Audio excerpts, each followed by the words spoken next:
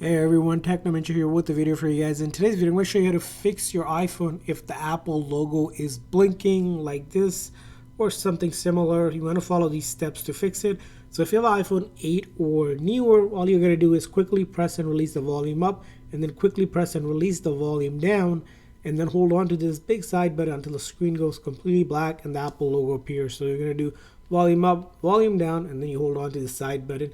And you're going to hold on to that side button and you're going to wait to see the screen goes completely black and the Apple logo reappears. At that time, you'll let go of that side button. So as you can see here, I'm holding down on that side button.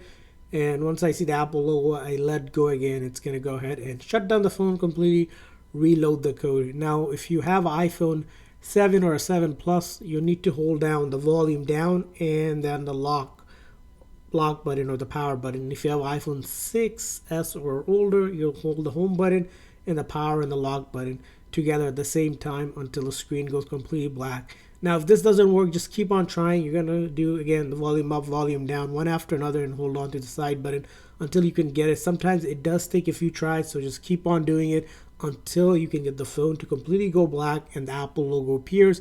At that time, it will be fixed. Now this method will not delete any of your data, so all of your photos, videos, apps will still be on your iPhone, so you don't have to worry about that. Now if this isn't working, the next thing to do is try to update your phone through your computer using iTunes or your MacBook as well. So that's something we explained in another video, so I'll leave a link for that on how to go ahead and update your iPhone using your computer.